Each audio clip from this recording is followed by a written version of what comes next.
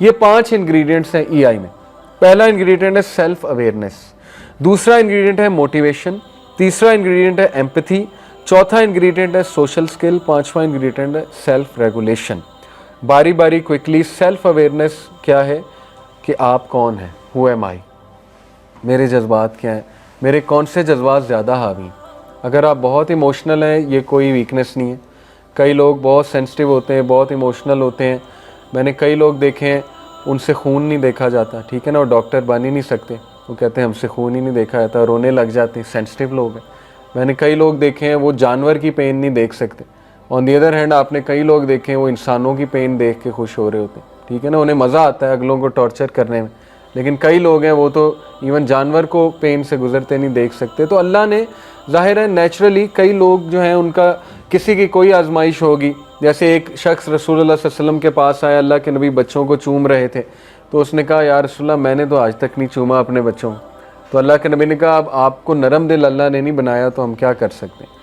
تو آپ نے دیکھا ہے کئی لوگ بہت زیادہ فزیکل ہوتے ہیں, یعنی اپنے بچوں کو چومتے بھی ہیں, بہت پیار کرتے ہیں. کئی لوگ ذرا ڈسٹنس رکھتے ہیں.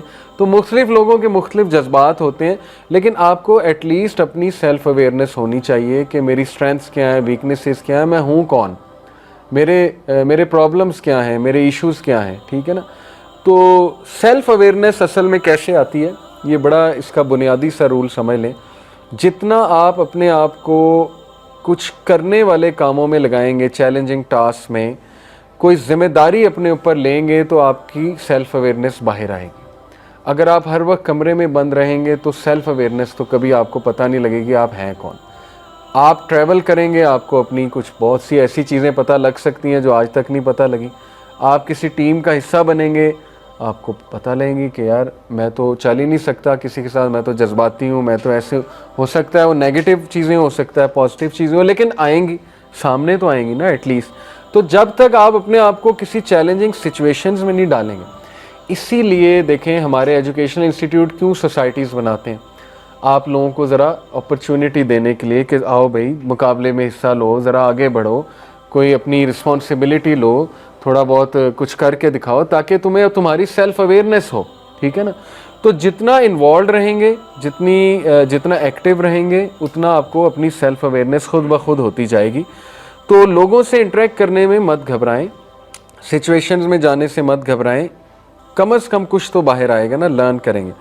موٹیویشن کی جہاں تک بات ہے, self motivation basically emotional intelligence کا تقاضا یہ ہے کہ آپ اتنے سیلف موٹیویٹڈ ہوں کہ آپ کو آؤٹر موٹیویشن سے زیادہ انر موٹیویشن اٹھائے. یہ ایموشنل انٹیلیجنٹ بندے کی نشانی ہوتی ہے, وہ خود پک کرتا ہے اپنے آپ کو, ٹھیک ہے, اس میں اتنا وہ ہیلدی ہوتا ہے مینٹلی کہ اسے اپنے آپ کو خود پک کرنا آتا ہے. اسی لیے آپ دیکھیں کہ ہمارے دین نے ہمیں جو پورا میکانزم دیا ہے نماز کا, ذکر اذکار کا, اور ایسے کنسیپٹس دے دیے ہیں, تقدیر کا کنسیپٹ, اللہ کا تعارف, اگر مسلمان صحیح سے پڑھے, انہیں سمجھے, غور و فکر کرے, تو میں سمجھتا ہوں کہ وہ انٹرنلی اتنا اسٹرانگ ہو جاتا ہے کہ اس میں سیلف موٹیویشن خود ہی آ جاتی ہے, ٹھیک ہے, وہ اپنے آپ کو پک کر سکتا ہے.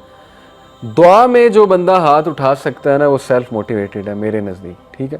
جو بندہ سجدے میں رو سکتا ہے وہ سیلف موٹیویٹڈ ہے, اس سے بڑا سیلف موٹیویٹڈ انسان ہے ہی کوئی نہیں. کیونکہ سجدہ کر کے آپ ایسی ذات کو اپنے پرابلمس بتا رہے ہیں جس نے اصل میں حل کرنا ہے, جس نے آپ کو راحت دینی ہے, ٹھیک ہے. تو اتنی سیلف موٹیویشن تو ہر ایک میں ہونی چاہیے کہ وہ دعا میں ہاتھ اٹھا کے کم از کم اللہ سے اپنا ایشو تو شیئر کر لے. یہی ہے سیلف موٹیویشن, باقی اللہ تعالیٰ راستے نکالتا ہے. تو یہ موٹیویشن ہے, ٹھیک ہے, کہ وہ اتنا سیلف موٹیویٹڈ ہوتا ہے کہ وہ اپنے آپ کو کھڑا کر لے.